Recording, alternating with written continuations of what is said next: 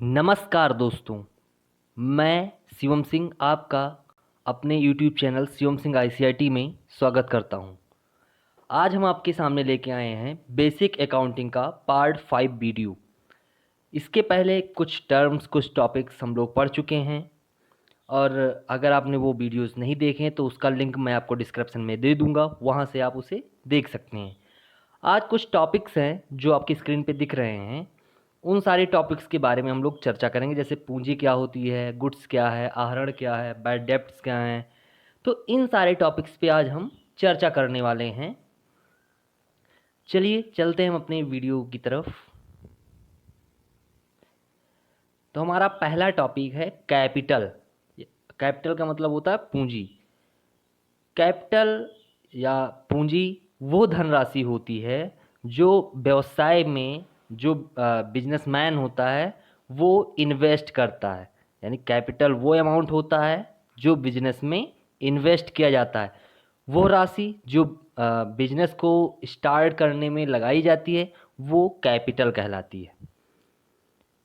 दोस्तों जैसे अगर हम कोई नया बिजनेस स्टार्ट कर रहे हैं तो उसको स्टार्ट करने के लिए कुछ न कुछ अमाउंट की ज़रूरत पड़ती है और हो सकता है कि उसमें 2-3 पार्टनर्स मिलकर भी स्टार्ट कर रहे हों।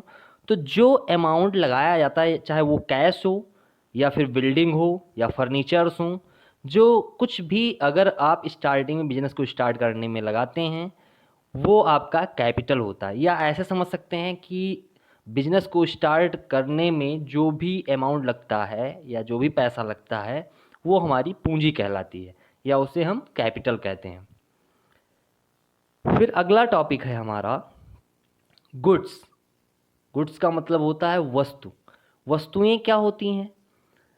तो जैसे अगर हम लोग समझते हैं कि कोई भी वस्तु हो जो हम यूज़ में लाते हैं या कोई भी हो, तो वो वस्तुएं होती हैं जो हम सामान्य भाषा में समझते हैं।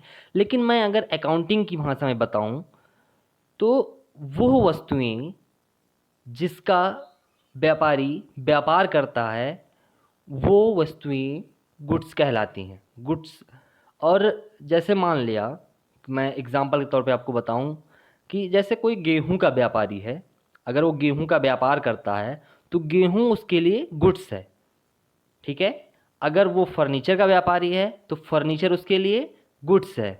तो कह सकते हैं कि वो वस्तुएं जो हम बेचने के पर्पज से खरीदते हैं वो हमारा गुड्स कहलाता है।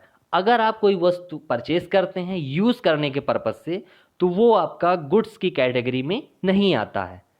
तो हम समझ सकते हैं आसान भाषा में कि गुड्स वो होता है या उन वस्तुओं को हम लोग गुड्स कहते हैं जो बेचने के पर्पज से खरीदा जाता है। जैसे मैंने आपको यहाँ पे बताया कि एक गेहूं का व्यापारी अगर व्यापार करता है तो गेहूं उसके लिए गुड्स है। लेकिन अगर वही व्यापारी अकाउंटिंग के लिए एक लैपटॉप परचेज करता है तो लैपटॉप उसके लिए गुड्स नहीं होगा। यानी हम जिस वस्तुओं का व्यापार करते हैं वही हमारे लिए गुड्स होता है। अगला टॉपिक है हमारा कॉस्ट ऑफ गुड्स।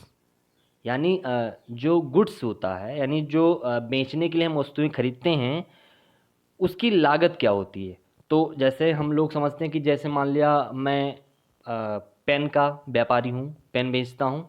अगर मैंने पेन खरीदा और पेन खरीदने में हमें 5 रुपये खर्च हुए तो वही कास्ट ऑफ गुड्स नहीं होगी।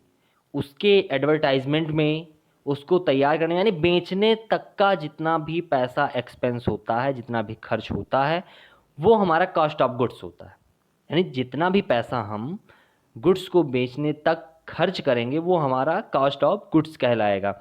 यानी मैं अगर एक पेन बेच रहा हूँ तो उसको वहाँ से परचेज करने से लेके उसका जो भी रेंट है या जो भी उसका किराया है या एडवर्टाइजमेंट में जो खर्च हो रहे हैं उन सभी को लेकर जो पैसा खर्च होता है वो हमारा उस वस्तु का कॉस्ट ऑफ गुड्स कहलाता है। अगला है हमारा ड्राइंग। ड्राइंग की हिंदी होती है आहरण। तो हमने जैसे इसके पहले हम लोगों ने कैपिटल समझा था। कि वो अमाउंट जो बिजनेसमैन इन्वेस्ट करता है, लगा के बिजनेस स्टार्ट करता है, वो कैपिटल कहलाता है। अब यहाँ पे आहरण जो होता है, जैसे मैंने आपको पहले ही बता दिया है कि जो हमारा बिजनेस होता है और जो बिजनेसमैन होता है, ये दोनों अलग अलग पर्सन होते हैं, ये या दोनों अलग अलग होते हैं। तो यहाँ पे अगर मान लिया जो अमाउंट बिजनेसमैन लगाता है वो हम उसका कैपिटल कहलाता है, और बिजनेस उतना अमाउंट कह सकते हैं कि बिजनेस उधार होता है बिजनेसमैन का।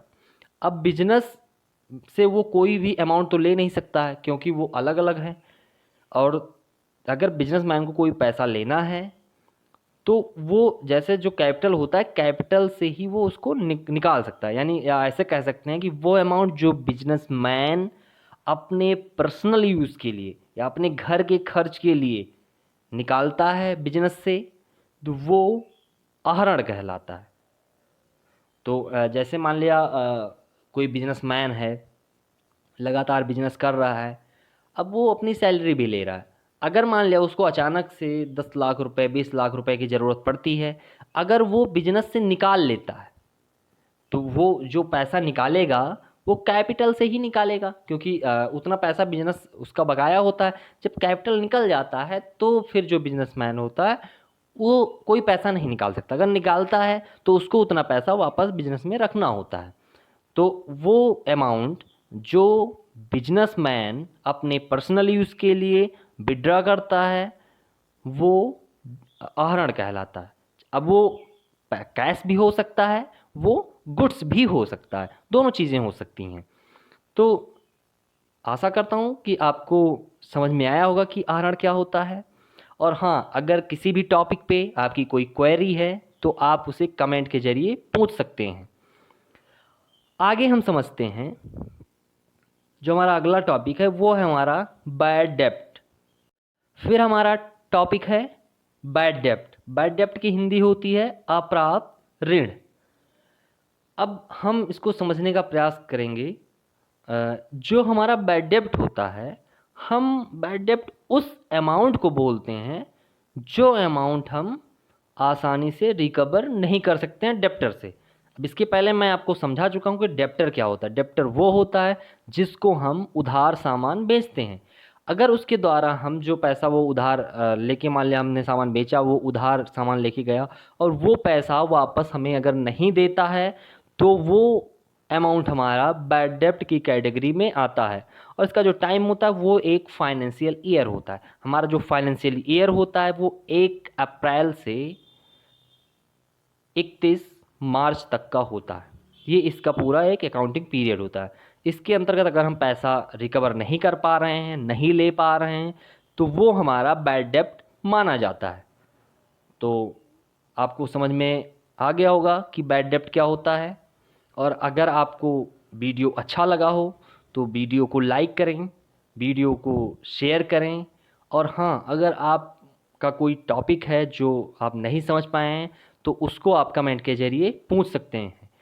और हाँ दोस्तों, आप चैनल को सब्सक्राइब करना ना भूलें। चैनल को सब्सक्राइब ज़रूर करें, बेल आइकन को भी ज़रूर प्रेस करें, जिससे क्या होगा कि आप, अगर मैं कोई नई वीडियो डालता हूँ तो उसका आपको नोटिफिकेशन के ज़रिए आपको तुरंत अलर्ट मिलेगा।